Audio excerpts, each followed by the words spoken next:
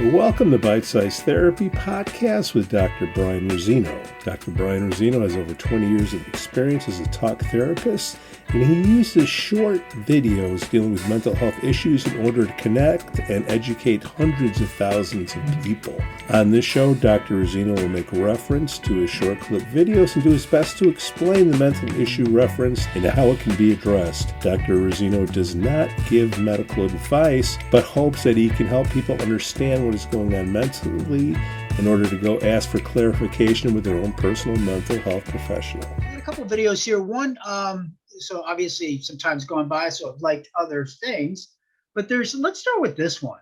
My kid is not my friend. Okay. But everybody wants their kids to be friends. 380,000. Huh? 380,000. Somebody liked it. Somebody liked it. Yep. So a lot of times parents will tell me, hey, look, I'm not my kid's friend. I'm not trying to win a popularity contest here. They just need to do what I ask them to do. And they never do what I ask them to do. Okay. Usually in these conversations, I take a step back and I'll ask the parents, well, tell me a little bit about your child. Tell me what you like about them, what they're interested in, what they do for fun, what are their strengths. Tell me some of that stuff. And there are times when parents will give me really, they know some stuff about their kid, but it's superficial at best. And it occurs to me, it appears that they really haven't taken the time to get to know their child. And the child senses that and knows that the parent really doesn't know them or see them. Why would they ever want to do what that person is telling them to do? It's natural to not want to do the things that somebody asks you to do, especially if you feel like they have no interest in you. My background's corporate sales, and the minute a great salesperson gets promoted to management, the first thing you have to figure out is you can't be everybody's friend. You have to, look out for the best interests. Now, Right. This is your kid we're talking about, okay? Right. And everybody's going to try to sell somebody on something. Everybody's going to try and test. So, whatever you're, right? They test. Yeah, they test. Absolutely. But it comes down, what's important to you and your family and the values and whatnot, and what's important to your team and its values. Yeah. Right. So why do you think they got 380,000 views? Well, so I think a lot of this hinges on the word friend, and our definitions or our associations to the word friend, and what I'm trying to do is, push back on that a little bit, because for some people, that's a sort of a fallback position. Well, I'm not going to be their friend, which means basically there's a level of reciprocity there. Like we're on equal footing, we both have an equal say. You take care of me as much as I take care of you, like that kind of a thing, right? And that's not what I'm talking about. Right. And I'm not talking about they should be your friend. But what I'm saying is what I end up describing is a set of qualities or behaviors that people then say, well, you're asking me to be their friend. Right. And usually that is something like knowing what kinds of games they like, people they're hanging out with, activities they engage with in, doing those things with them and having fun. Letting your guard down and being playful, understanding what they don't like, receiving feedback on things that you do that they don't like, and actually changing your behaviors. These are all things that I would imagine, you tell me, you can do all of these things and not give up one bit of your so-called power or control in the relationship. You could do all of these things. And I would argue be even more powerful because your kids respect you and then they kind of look up to you even more, right? So the argument here is that the heavy lifting, if you want to think about it like that, isn't so much in kind of enforcing the rules and enforcing consequence. The heavy lifting really is hanging out with your kid, getting to know them, what makes them tick, what they care about, and then, sort of being responsive to that. So that later, when you actually ask them to do something or you correct them, they take you seriously. They like what you have to say. Like, actually, I don't know about you, but I've had people in my life that, like, just for their respect, the things that I would do, like you just cared. There was something about, them and the way that they were with you that made you want to earn their respect. And I think that, that's part of what can come out of a recipe like this. And I would imagine, like, in sales, that's the same thing. Like, or in corporations, that's the same thing. Like, and there you probably run the risk of seeming fake. I mean, that's probably, I think, what a lot of managers do. A lot of managers screw it. I've had managers like this when I was actually, like, working in like a kind of a business thing in college. They try they try to do this, but they do a piss poor job with it. Like, they take an interest in big quotes, and it's like, okay, here they are. Here's Lon, who's taking an interest in me. Oh, look, he's taking an interest in my life, and he's nodding at the appropriate times. And that can happen with kids too, But so genuinely, like, getting to know your kids, what they like, what makes them tick, goes a long way, and it makes life more enjoyable. Well, you brought up what makes them tick, and the parents, the managers, the leader. Because if you're a parent, you're supposed to be a leader, right? So we're talking about leadership, right? I would agree. Yes. Okay. So you can say all you want, and kids, new employees, old employees, they're going to look at what you do, right? Okay. Because you can never not lead. All right. That's right. Now, it's not do as I say, not as I do, that type of thing. But the authenticity part of it is they have to know when you say something, you mean it and you believe it. And here's the reason why. And when you act outside of that zone, then they nod their head. Just because somebody's nodding their head doesn't mean that they're saying yes. Right. And you know more than I do, because you deal with kids. When I say kids under 13, they don't know what makes them tick, because they are acting on an impulse that's right. They can't control their impulses. Well, the kids don't know what that. Yeah. The kids may not know what makes them tick. Yeah. Sure. Yeah. So we got to draw that line in there somewhere, and I don't know where to draw that line. But where I come into play is, like, I'm a therapist because I was a therapist. These kids will come out of college and nobody would ever tell them, hey man, that's not good enough. Right. Or the parents, I would say the things that the parents wouldn't say to them. Right. Because in sales, you have an objective to hit. And if you don't, you have to fix that. And if you don't fix it, you have to go. Yeah. All right. In families, you got to, you can pick your nose, but you can't pick your families. Right, Brian? That's true. Or your family's noses. Well, depends how old they are. You can be a friend. Are you still thinking about my grandma having her nose picked?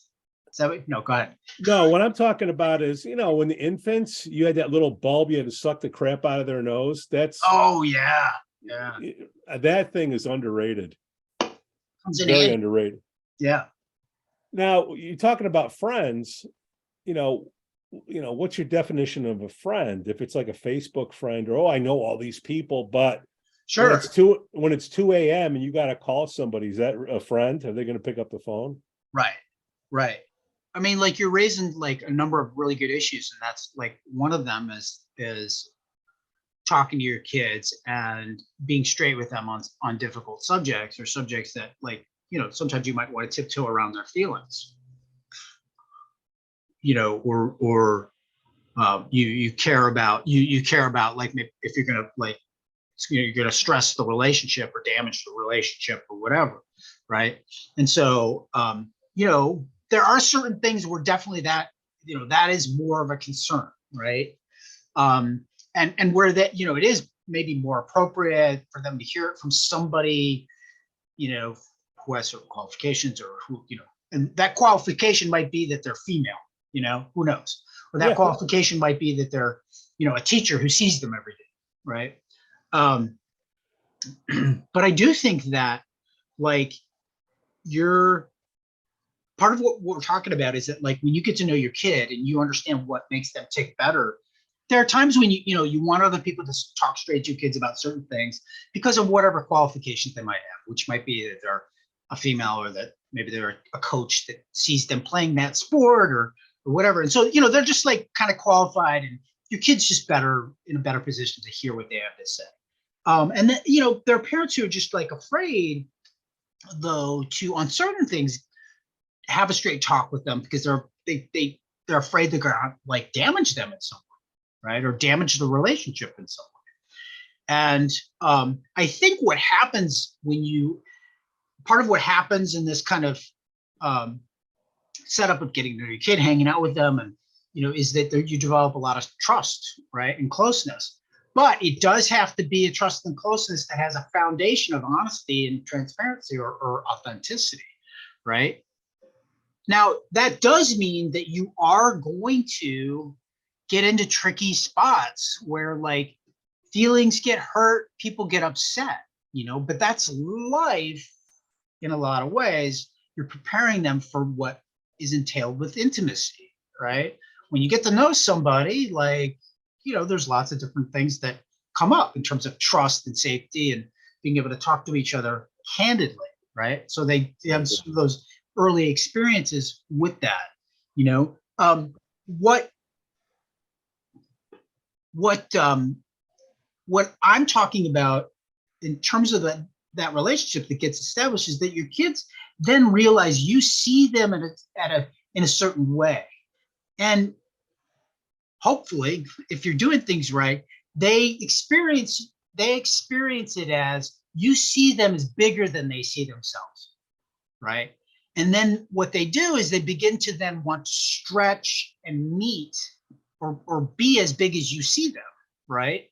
And part of that meant me not letting you down, or not letting that idea down. It's usually not letting you down, let's be honest. But and that trickles over into lots of areas, that involve discipline, they involve behavior, and so forth.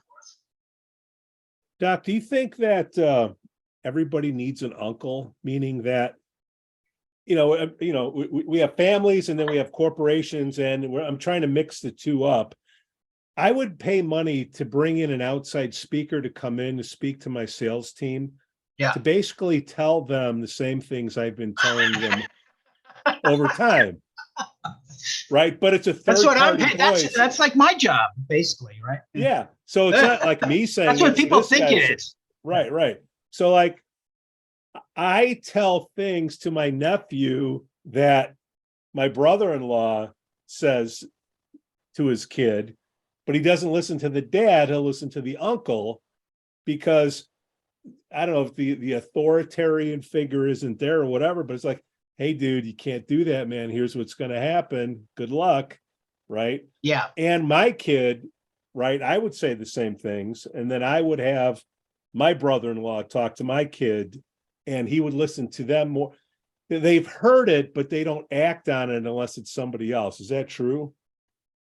Well, obviously it is, right? You're experiencing it. You've seen it in action, right? The uncle effect. Yeah, I mean, no, I think it absolutely is true, and there's it's an important thing, and there's lots of cultural things that come into play with that, but like,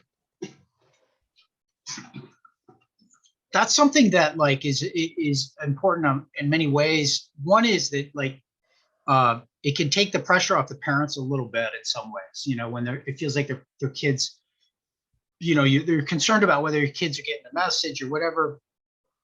Some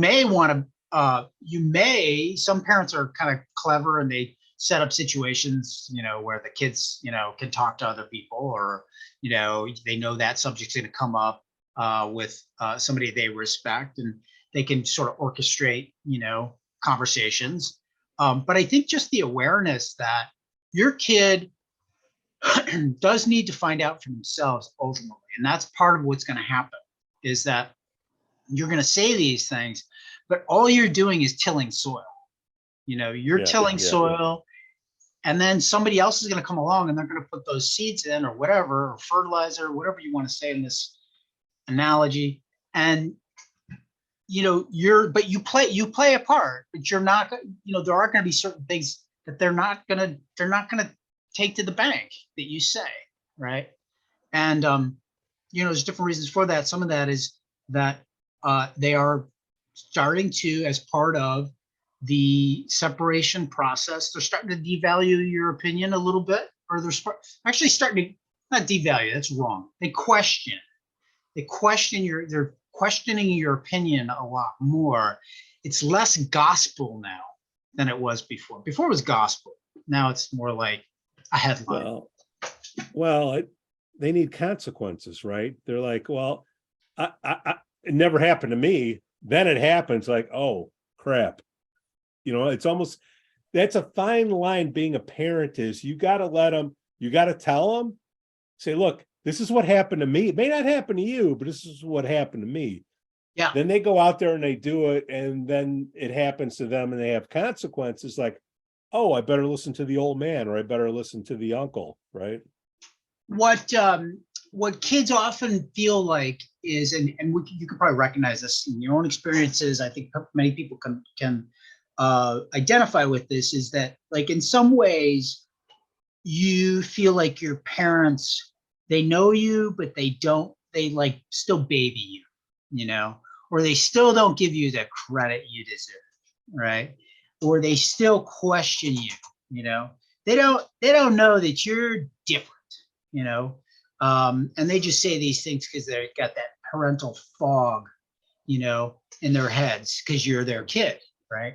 And that's a very common sentiment, my worrying mother, or my mom, who doesn't really understand that I know things about the world, is afraid. And so I think that's just my mom being a mom, right? Well, you said a real key word, deserve. I mean, it's such a subjective thing. I think values are not negotiable. Okay. Here are the things that are negotiable. Here are the things that are not negotiable. Okay. Doing drugs or losing control, whatever it is, you can do all this other stuff. We can talk about it, but this, you will not do this. You will not, it's not happening. Yeah. You can't stab, right? You can't stab your brother. Hard. Yeah. You can only do it with a spoon. Yeah. But, there's standards, values. It's not negotiable. There are certain things with bright red lines around. Yeah. And you stay consistent to it. It's sort of like, even if your kid gets older and he goes to college, hey man, I'll pay for the college. You just get the sheepskin. I don't care if it's an A. I don't care if it's a D-. You get that skin and get out of there. That's your job. Yeah. And tying it back to your video, which got 380,000 views, which is insane. Do you on the comment side of things, is it I'm not that familiar with TikTok. You're the TikTok master, and I'm still trying to figure out YouTube. There's a delineation between, kids and adults. I don't know what it is on TikToks. Is it mostly kids or adolescents, teenagers, a mix? Like, who's giving you comments on that? And what? Yeah. You don't want to breach anybody's confidence, but it would be interesting to hear what other people are saying about it. Yeah. So, I get a lot of young adults. I get a fair amount of teenagers. What's a young adult? Yeah. So a young adult would be like people that are between 18 and, I mean, I'm being, liberal with the definition, but 18 to like 25. Okay. And, some of them certainly, I've had people who are in their 30s and 40s and older with kids and parents and stuff like that, their parents, who commented on it as well. So But I think that the majority of people that are looking at videos are like under 30, probably under 25. The ones that comment tend to be in the, kind of, I would say probably the 16 and up range. Are they haters? What's Let the me take a ratio of look. the hate? Yeah, I was just looking through here, and I mean, you look, and my quick experience is quick to hate. Not if somebody's going to take the time to make a comment, it's more on a negative side than positive side, just like in real life. It's a good thing it's election day. yeah. So there's a lot of venting by people, about like what their parents do and like, how this relates. And my mom lived by the motto, "I'm not your friend." And now I'm an adult and a relationship is horribly broken. That's word for word, right? By the way, Yeah. on So something. why is that? Is it because I mean the parent had to have an upbringing too, because my little knowledge of mental health is, whatever your formative years are, it sets the course for the rest of your life. So So what I'm thinking about like a quiz or a video on this exact thing, and it's something I've been writing about a little bit, which is like what's one like think about your parents' behaviors, right? Write them down, things that they write them down, and then I don't know how I'm sort of still thinking it through, but yeah, now think about your parent behaviors, right? Or Yeah. have somebody else give a comment on your parent behaviors, and then see how much the columns match up, right? right. Like if I had a sheet of adjectives, right? And one is for like, I'd ask people to, I think this is sort of like, they did this like in attachment studies a bit in a certain way. They circled the adjectives that would describe, you circle the adjectives to describe your own parents. And then what you do is you have somebody who knows you really well circle the adjectives about you as a parent, right? And then you put them together. I say somebody else because maybe they may have a more objective view of you. I'm sure you could do it Right. you circle it. Yeah. But we like to have a vision of ourselves. It's often not entirely accurate, self-promoting. Right. But I think here's one thing that I think is a good thing for everybody to think about. What's one parent behavior what's something your parents did that you couldn't stand and that you recognize you are doing now, you do yourself, right? Is that a rhetorical, or you want me to answer? I mean, you can answer it if you want to. It is more of a rhetorical. I think. Yeah. Here, I'm going to answer it. It's depending on how your parents are brought up. Like I'm first generation. My dad came through a war, and his mom and dad, came through a war, and they had everything taken away from them. So they are very hoarding, right? You're not going to take any of my stuff. Don't spend money on anything. One pair of shoes, that type of thing. When you're growing up as a kid, it's like, hey man, pay less ain't going to cut it. Oh yeah, it is. Right.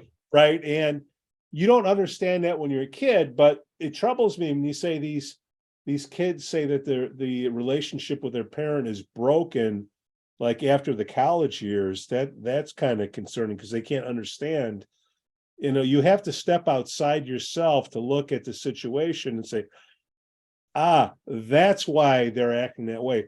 Now, not everybody's in the mental health field, like, well, you more so than me, but I think certain behaviors, and I think certain behaviors warrant that, a little bit more. There are some behaviors that are more benign or whatever, that like where you can give people sort of the benefit of the doubt, or like you're less emotionally invested, right? Like if somebody beats the shit out of me, I may understand that their parents beat the shit out of them and that they, grew up in a war zone, but I still have kind of an issue with the fact that they beat the shit Well, out you don't have to be a war zone, but it could be that they're alcoholics and, or they're alcoholics. they're Yeah. right. Yeah. And so I could still, I mean, you could still like, I can still have, doesn't make it's okay, but you yeah, understand why it happened. yeah, totally. You can understand why it happened. And that also can provide you with some keys to like healing and peace of mind and insight there. But it also can help you understand ways in which that you also may have adopted things, and make a choice. Then you can choose, like, do I want to keep it or don't I want to keep it? Yeah. Right. Um, When you say choose, the key word is control, right? Because we're talking about anxiety, fear of the unknown, fear of what's going to happen tomorrow. You don't have control. You may not like what happened to you. It shouldn't happen to you, but you can understand why. You have control. You can have control on how you're going to respond to it, right? yes, absolutely. So like, there's a phrase in the self-help literature. It's a description, not an indictment. The phrase is often used in different contexts, but one is when we talk about our family of origin, or our parents or our grandparents, and the idea is less about blaming, which keeps you stuck in a victim, from a victim standpoint of people did things to me, and now I'm stuck with the effects, and kind of more, very much woe is me, and so forth. Um, what we are doing is really thinking about these things as descriptions that can help us now kind of take responsibility for the effects. Like this. Okay, this is what happened. This is now, like, I have a better sense of the fact that life has abundance. I don't always have to worry about calamity or the house being taken from me. Yeah. Now I can like choose to live a life that involves like taking vacations, or I can choose to live a life that involves like doing this and that with my money. Just because my parents made me live this way doesn't mean that I need to keep living this way. I don't need to, and I understand why they live this way, because they like grew up in poverty or whatever. But like, I have a clear idea that I'm not growing up that way, and it's not going to cost me as much as it might have cost them. Doc, what was that phrase you used again? Description, but not an indictment.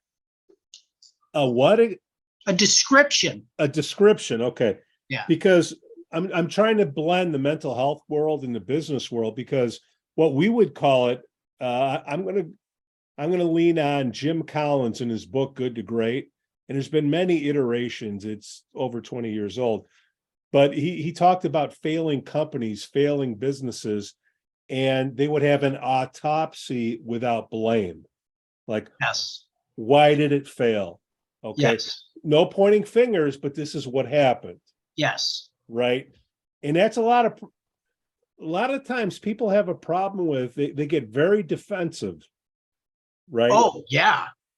Right. And if you can't step outside, you're taking it all personally, and nothing constructive, can happen. It's like, it's my fault. I should have done this.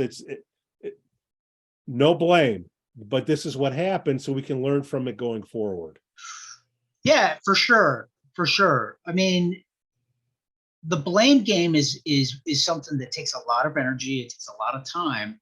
And it's also stuck in the past. It's stuck in what happened before.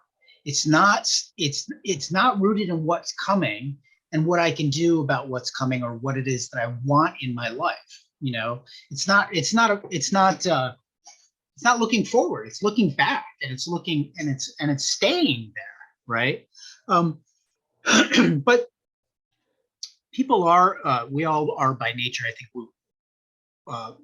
more. It's easier to give criticism than it is to take it, for sure. Yeah. But it's hard to give criticism and have people take it. And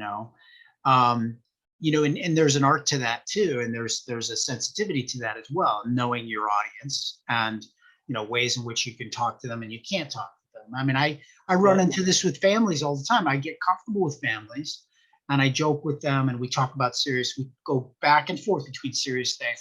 We make a joke here and there.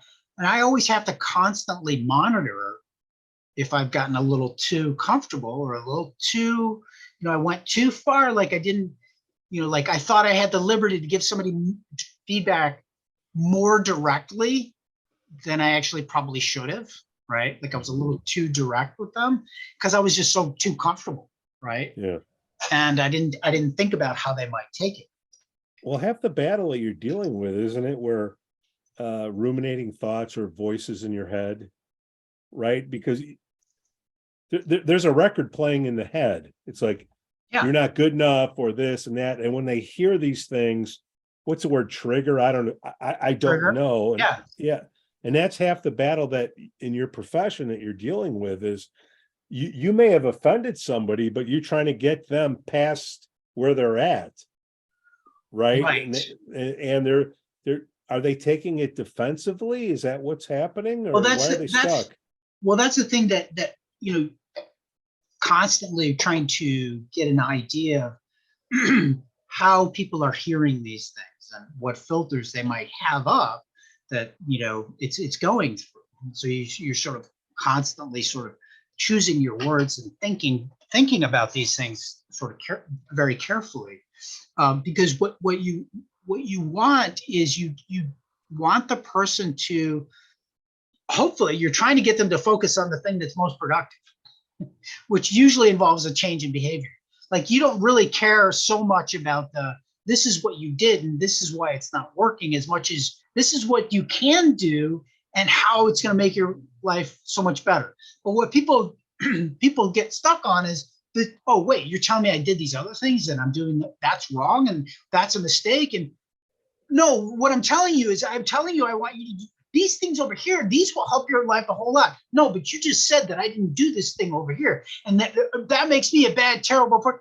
What I'm saying is that your life could be dramatically better if you just start doing these things, right? And it's just like you can go back round and round and round, and what you realize is the person's not hearing a word that I've said because they are stuck in that narrative that they have, and it is tricky to break out of it.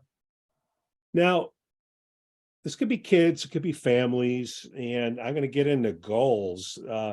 If people don't know where they want to go, I mean, any road will take them there, right? So it's almost like families or in businesses, relationships, money comes into play.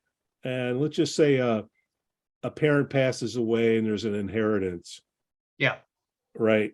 And why did they get so much money? Why didn't I get that? And in certain cases where I've said to certain people that, hey, you know what? If I can write you a blank check, whatever the number is, okay, what would it take for you to feel better about the situation? And when people can't give you that number, that is the most frustrating thing. What do you think why do you think that is, that they can't give you a number?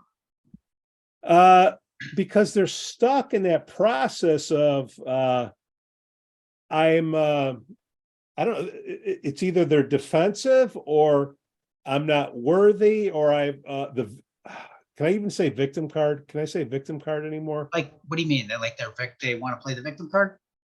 Yeah. I don't even know if that, to what end? To what end? Like, what? Well, they want to point to everything else versus, the thumbs that are pointing at themselves. Yeah. Because if they say, well, you know what, write me a check for 500 grand and everything is clear, they'll get that money, but they're still unhappy. And I think they'll know that. Yes. Well, I think here's the thing. It's not about the money in those situations. I mean, it's just there's no amount of money, it's really about the sentiment. It's really about where that person placed in someone's heart, or where they thought they placed versus the sort of betrayal that they might be experiencing, or think they're experiencing, with this revelation. And, trying to get their heads around that is kind of really, really messing with them.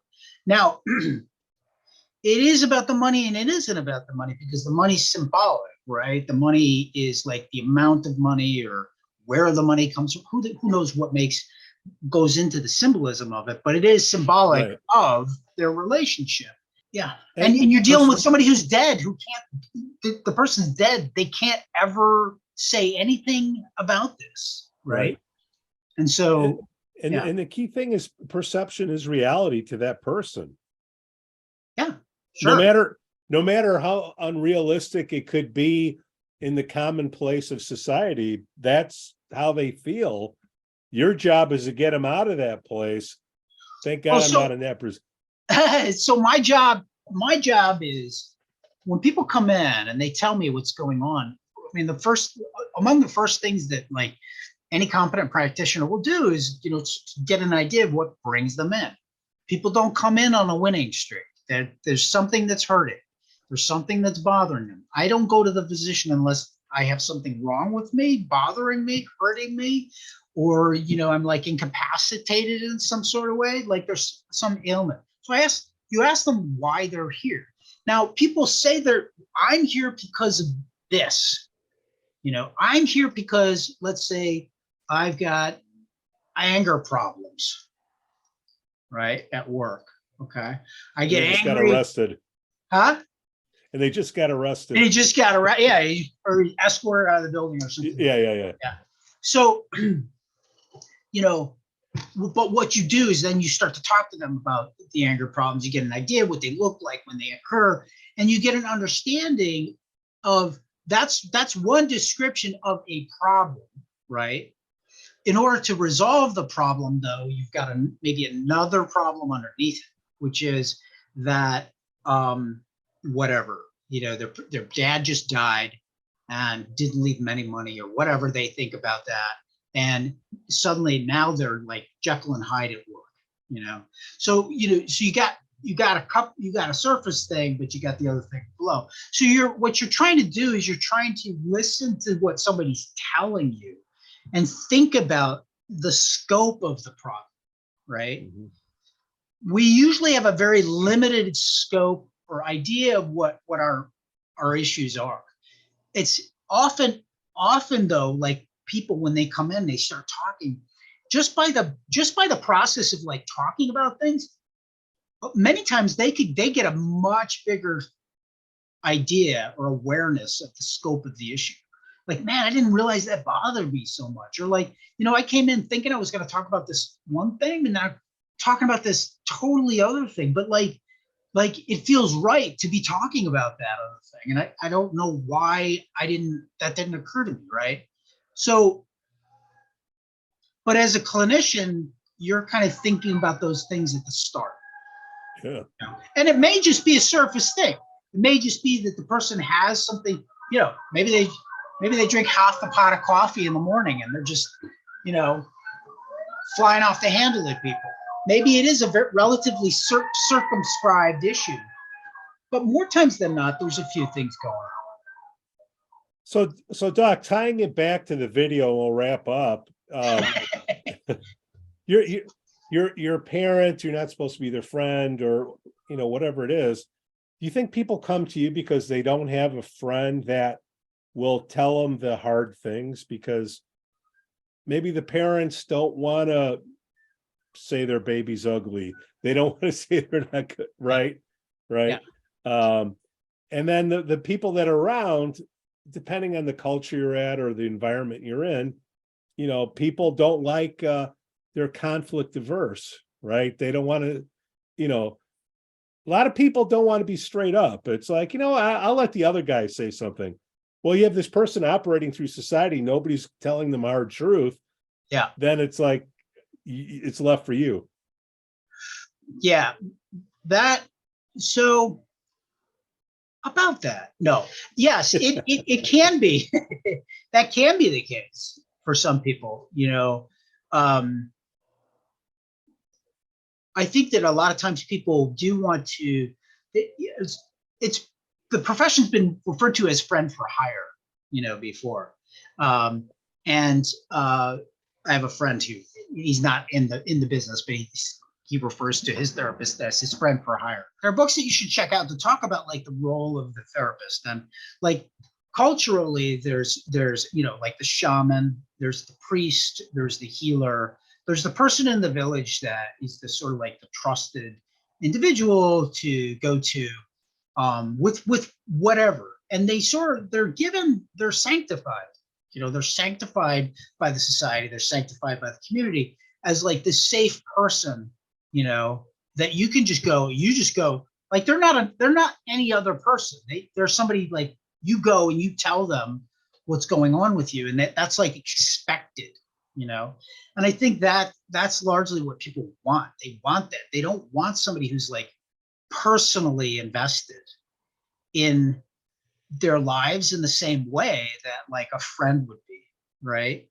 They want to be able to come in and tell somebody something, talk about it, and then go and just like get on with their life, and then integrate whatever it is that they've taken from that as they like. Do you think, being the shaman, that when these people come in to talk to you, they should have something written down? So, by the way, I don't view myself as a shaman or anything like that, but I do think that I do think there's a sacredness to the process of being a therapist and therapy. I do, because people are coming to you with like there's something really sacred about the fact that somebody's coming to you with something that pains them and is really personal and vulnerable, and they're trusting you with that. And that's like I don't want to mess. I'm not going to mess with that. That's sacred. I'm not saying that you're messing with it, but no, I know.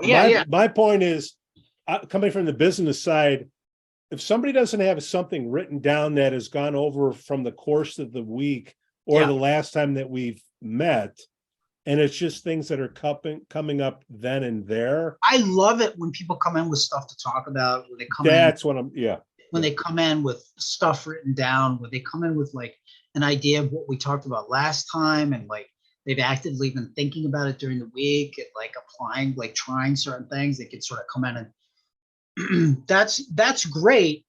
That's great if we are working on something, a goal that, that it really helps to keep an idea of some of these things, the progress. Yeah. There are people that just want to come in and they want to de-stress. That means that they talk about lots of issues and they're thinking out loud, about it and getting feedback. And that actually is really useful in terms of organizing their thoughts, thinking about how they want to approach things, right? And then the next time they come in with like a whole new set of things, right?